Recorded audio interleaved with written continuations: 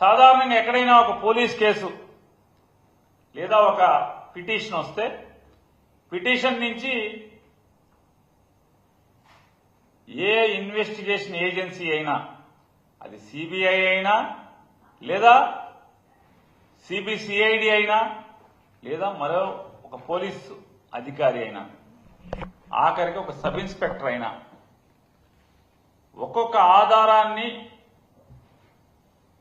సేకరిస్తూ ఆ సేకరించిన ఆధారాలని బట్టి ఎవరెవరి పాత్రలు ఉన్నాయో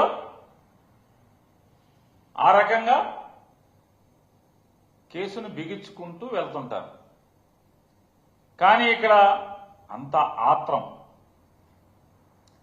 జగన్మోహన్ రెడ్డి గారే లక్ష్యంగా, జగన్మోహన్ రెడ్డి గారే లక్ష్యంగా ఈ కేసుని మొదలుపెట్టి ఎక్కడ ఒక్క సాక్ష్యం గాని, ఒక్క ఆధారం గాని, అంటే ఒక్క లిఖితపూర్వక ఆధారం గాని లేదా ప్రభుత్వంలో ఒక్క డాక్యుమెంట్ గాని ఎక్కడా కూడా ఏమీ లేకుండానే మనుషులు ఎవడొకరిని పట్టుకోవడం, వాడిని బెదిరించడం, అంటే ముందు ఒక లిస్ట్ రాసేసుకుంటాడు. వీళ్ళ ఆత్రం ఎట్లాంటిదయ్యా అంటే జగన్మోహన్ రెడ్డి గారి టార్గెట్ గా ఎందుకయ్యా అంటే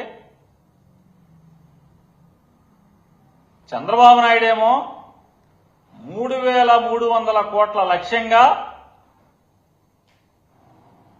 370 కోట్ల రూపాయల ప్రజాధనాన్ని లూటీ చేసినటువంటి కేసులో ఆధారాలతో సహా దొరికిపోయి చంద్రబాబు నాయుడు గారికి ఎప్పుడూ ఆత్రమే. నాడు ఏలేరు స్కామ్ అవనండి లేదా మరేదైనా స్కామ్ అవనండి, ఏ స్కామ్లో కూడా ఇన్వెస్టిగేషన్ జరగనివ్వకుండా తనకున్నటువంటి పరపతిని, తనకున్న డబ్బుని, తనకున్నటువంటి న్యాయవాదులు, పెద్ద న్యాయవాదుల ద్వారా విచారణ జరగకుండా స్టేలు తెచ్చుకోవడం, స్టేల్ మీద బతికేస్తుంటాడు. ఎవరైనా మనందరం కూడా 3 పూట్ల అన్నం తిని బతుకుతూ ఉంటాం. చంద్రబాబు నాయుడు గారి జీవితం అంతా కూడా స్టేల్ మీద, రాజకీయ జీవితం అంతా స్టేల్ మీద బతికేస్తుంటాడు. అటువంటి ఆయన ఆత్రం మనం చూస్తే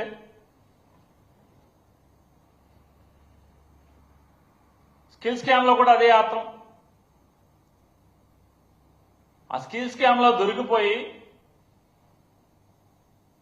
50 రోజులు పైబడి 50 రోజులు 60 రోజులు జైల్లో ఉన్నాను కాబట్టి జగన్మోహన్ రెడ్డి గారిని కూడా నేను 60 రోజుల్లో ఎంతోమంది నాకన్నా ఒక్క రోజన్నా జైల్లో పెట్టించాలి. ఈ తాపత్రయం మినహా మరి జనానికి ఏం మాట ఇచ్చాం, లేదా ఈ రాష్ట్రానికి ఏమేం చేస్తా అన్నాం,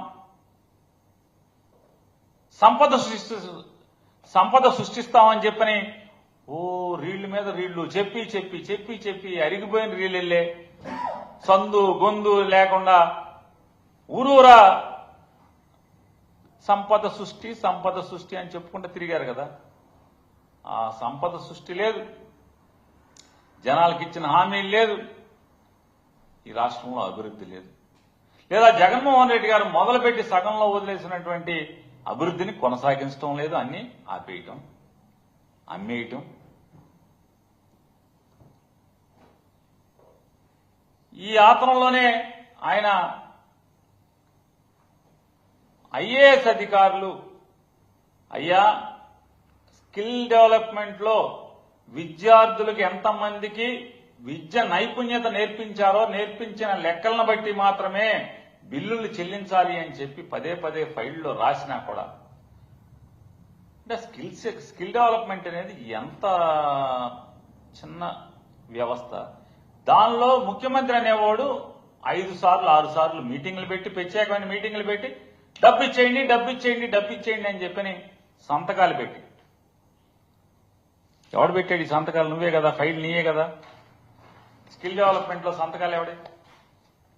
నువ్వే సంతకాలు పెట్టావు, పేమెంట్ ఇచ్చేయమని చెప్పి. వాళ్ళు చెప్తున్నారు, అయ్యా ఇది ఇంతవరకు ఎక్కడ సెంటర్లో ఓపెన్ చేయలేదు, పిల్లలకి ఎక్కడ నైపుణ్యం ఇంకా నేర్పించలేదు, ఎంతమందికి నేర్పించారనే లెక్కలు కూడా మన దగ్గర లేవు కదా. కనీసం ఒక్కసారి చూద్దామన్నా కూడా నోరు మూసుకొని నేను చెప్తున్నాను, ముఖ్యమంత్రిగా చెప్తున్నాను, ఇచ్చేయండి, డబ్బులు ఇచ్చేయండి, డబ్బులు ఇచ్చేయండి. క్లియర్గా ఆఫీసర్లు అందరూ రాశారు. ఈ పద్ధతులు ఆచరించాల్సినప్పటికీ ఈ రాష్ట్ర అధినేత అయిన ముఖ్యమంత్రి గారి ఆదేశం మేరకు డబ్బు చెల్లించేస్తున్నామని చెప్పని చెల్లించేశారు. ఇది దొరికావు. అప్పుడు అంతే కదా, ఆత్రమారి పెళ్లి కొడుకు ఏదో చేశాడన్న సామెతగా అతను ఎవరినో బ్యాగులు ఇచ్చి పంపించావు. మొత్తం సినిమాల్లో దొరికిపోయారు మీరు కెమెరాలకి.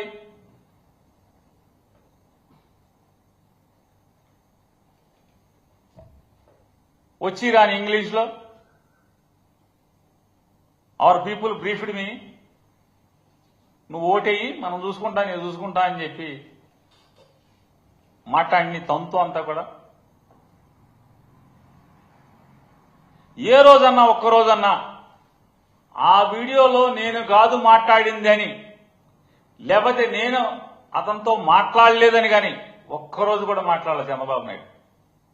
కట్ అండ్ పేస్ట్ అంటాడు తప్పితే నేనేం చేయలేదు, నేను డబ్బులు పంపలేదు ఎవరిని, నేను మాట్లాడలేదు అసలు అని ఒక్కరోజు కూడా మాట్లాడలేదు.